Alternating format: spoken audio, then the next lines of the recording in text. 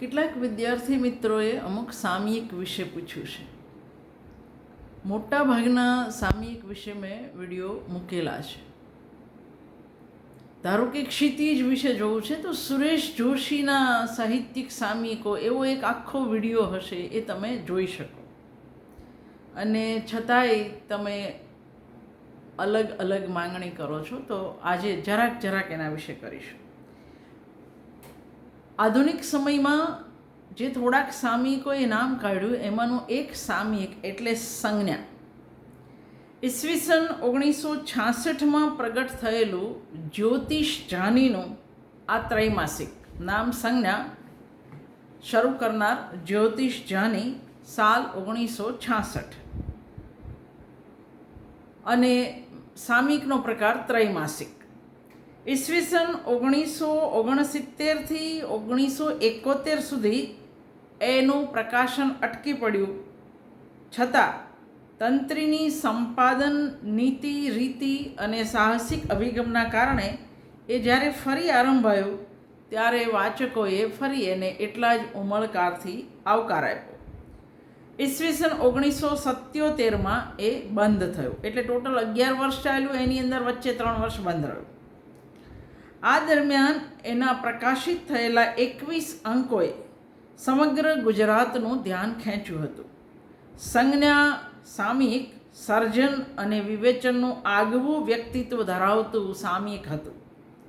હરિવલ્લભ ભાયાણી, સુરેશ જોશી, રામપ્રસાદ બક્ષી, કિશોર જાદવ, મધુરાય, અનિરુદ્ધ બ્રહ્મભટ્ટ, ભોળાભાઈ પટેલ જેવા પ્રતિભાશાળી સર્જક અને વિવેચકોની એક આખી પેઢી આ સામયિકમાં લખતી તમને દેખાય છે.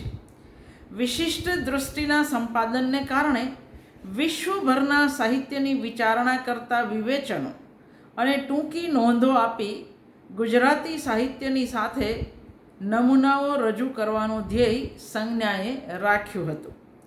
પારંપરિક સાહિત્યના પ્રકાશનને બદલે પ્રયોગશીલતા દાખવવા બાબતે સંજ્ઞાનો ઉત્સાહ ધ્યાન ખેંચે એવો.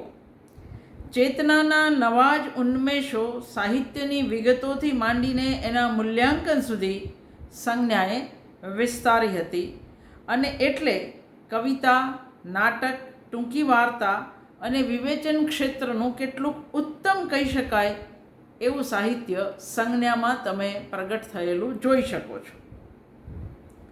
સુરેશ જોશી જેવા સમર્થ સર્જકની મુલાકાતને ત્રીજા જ અંકમાં પ્રકાશિત કરીને સંજ્ઞાએ થોડા જ વખતમાં ગણનાપાત્ર સાહિત્યિક સામયિકનો દરજ્જો મેળવી લીધેલો. સંજ્ઞા થકી નવી વાર્તા, કવિતા અને વિવેચનને પ્રગટ થવાનો અવકાશ પ્રાપ્ત થયો.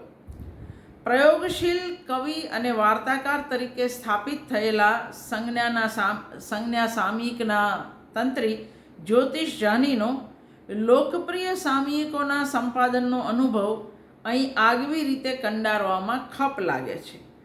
રે અને સંસ્કૃતિ જેવા બે છેડા વચ્ચેનું સંજ્ઞા એક સામયિક હતું.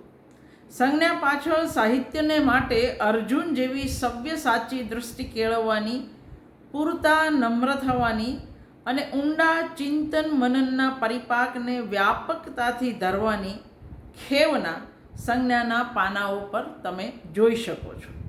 સંજ્ઞાના 2 અંકો પ્રકાશિત થતાં સુધીમાં ગુજરાતે સંજ્ઞાનો સાહિત્યિક સામયિક તરીકે સ્વીકાર કરી લીધો હતો.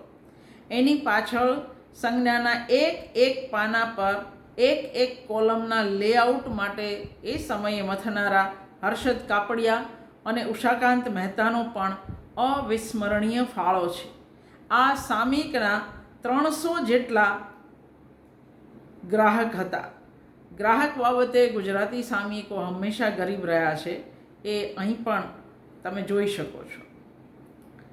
દોસ્તોવસ્કીની પ્રસિદ્ધ કૃતિનો અનુવાદ ભોંયતળિયા નામનો આદમી એ નામે સુરેશ જોશીએ કર્યો, તે અહીં છપાયો.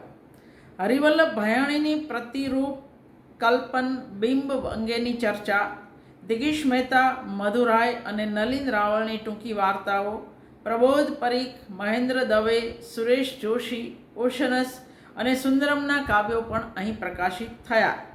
સંજ્ઞામાં પ્રગટ થયેલી સુરેશ જોશીની દીર્ઘ મુલાકાત, જયંત પારેખે લીધેલી નાટ્ય દિગ્દર્શક પ્રવીણ જોશીની મુલાકાત અને ચંદ્રકાંત બક્ષીની વિવાદી વાર્તા જેના પર કોર્ટ કેસ થયેલો એક કુત્તી, એ ઉપરાંત સિતાંશુ યશેશચંદ્રનું જટાયુ નામનું કાવ્ય, લાભશંકર ઠાકરનું એકાંકી બહુ જાણીતું વૃક્ષ, એ પણ સંજ્ઞામાં પ્રકાશિત થયેલા.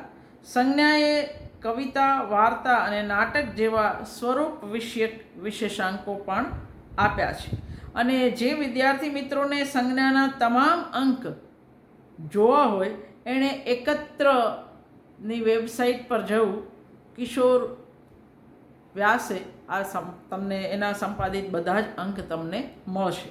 પણ પરીક્ષાલક્ષી આટલું કાફી છે.